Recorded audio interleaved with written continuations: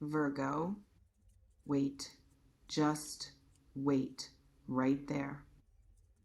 Before you scroll past this, before you tell yourself this isn't for you, before you dismiss what you are feeling right now, I need you to stay. Because something brought you to this exact moment, this exact video, this exact second. And I think if you are being honest with yourself, you already feel something right now. Reading this, watching this, something small but undeniable, like a flicker, like a quiet warmth somewhere in your chest. And I don't want you to talk yourself out of that. There is something happening in your life right now, or something that has been slowly, quietly building, and you have not fully allowed yourself to feel the weight of it yet.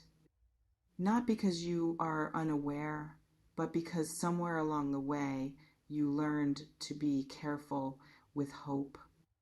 You learned to keep your expectations low, to not get too excited, to protect yourself from the disappointment of wanting something and not receiving it. And that makes complete sense.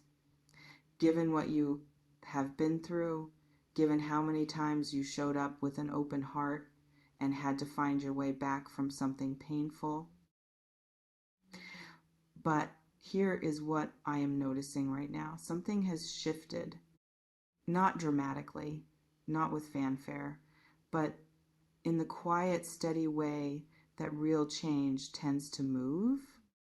There is a softening happening in the situation you have been holding, in the dynamic you have been navigating, in the internal landscape of what you believe is possible for you. And I want to ask you something. Have you noticed yourself feeling lighter lately, even briefly, even in moments that surprised you?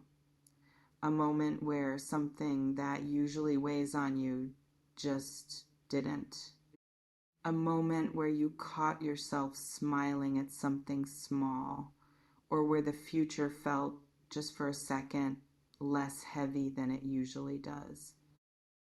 Have you had moments like that recently? Let me know in the comments. Because I think what is happening for you right now is more significant than you are giving it credit for. Let me stay with you here for a moment, because I want to talk about happiness, real happiness, not the performance of it, not the version you show other people, but the kind that lives underneath everything, the kind that is quiet and steady and doesn't need an audience. And I want to ask you something that I really want you to sit with. When was the last time you allowed yourself to imagine feeling genuinely happy, not cautiously optimistic, not carefully hopeful, but fully, completely, without apology, happy? For a lot of people watching this right now, that question lands somewhere tender. Because somewhere along the way, happiness started to feel like something that happened to other people, something that required specific conditions, something you would get to eventually after things settled, after the situation resolved, after life stopped being so complicated. But what if that is not how it works? I want to describe a scene to you. Imagine you are somewhere you love. Maybe it is a specific place. Maybe it is just a feeling of space, of room to breathe. And in this moment, there is nothing urgent, nothing pressing, nothing requiring your attention or your management or your careful navigation, just ease. And in that ease, something opens in you, not dramatically, but like a window being pushed up on a warm morning. Just a few inches, just enough to let something in. That feeling, that simple, unglamorous, ordinary feeling of ease, that is what is becoming more available to you. Not because everything in your life has suddenly become perfect, but because something in you is becoming more willing to receive it. Let me slow down for a second because I think there is something underneath this that deserves to be named carefully. You have been working very hard, not just externally, but internally. The inner work, the kind nobody sees, the late nights where you lay there processing things that were too heavy to talk about, the moments where you chose to keep going even though you were exhausted, the times you decided to stay soft even when hardness would have been easier. That work, that invisible, unglamorous, deeply personal work, it has not gone nowhere. Energy doesn't disappear. Effort doesn't evaporate. The things you have invested in yourself, the growth you have chosen, even when it was uncomfortable, that accumulates. And what I am sensing right now is that accumulation beginning to express itself. Think about something you have been quietly hoping for. Not the version you tell people, the real version, the one you think about when you are alone, when you are honest with yourself. Maybe it is a relationship that finally feels safe. Maybe it is a situation resolving in a way that actually serves you. Maybe it is simply waking up one morning and feeling like yourself again, fully, completely, without the weight. Hold that quietly for a moment, not with desperation, not with the tight grip of wanting, but just acknowledge it. Let yourself admit that you want it. Because the first step toward receiving anything is being honest enough to admit you want it in the first place. Have you been afraid to want things lately? Afraid to let yourself hope because hope has felt dangerous? Tell me in the comments, because I think this is one of the most common places people get stuck, and I think a lot of you watching right now know exactly what I mean. Now let me go deeper, because the title of this reading says something very specific. You don't even realize how happy you will be. And I want to sit with that phrase because it is not talking about a distant, abstract future happiness. It is talking about a happiness that is already forming, already present in the energetic fabric of what is shifting around you. The kind of happiness that sneaks up on you, that you don't see coming until it is already there, until you look around one day and realize, oh, things are actually good. And that moment, that quiet, almost surprised recognition of goodness, that is what this is pointing toward. Let me talk about something specific. There are probably areas of your life right now that feel like they are in a holding pattern. Situations where you are not sure what is happening, where the outcome is unclear, where you have done everything you can do and now you are in the space of waiting. And waiting is hard, especially for someone like you, someone who is used to taking action, used to solving things, used to finding a way through. Waiting can feel like losing ground, like standing still while time moves. But here is what I want you to consider.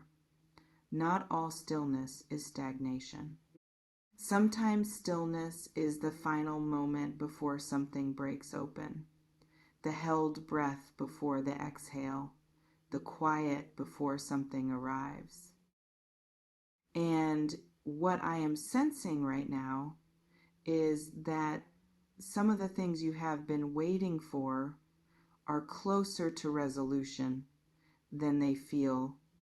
Not because I can see a timeline, not because I can guarantee an outcome, but because the energetic quality of what is around you right now has the texture of something completing, something landing, something that has been in motion, finally finding its place. I want to talk about the version of you that exists on the other side of this, not as a prediction, but as a probability, a direction that is already forming.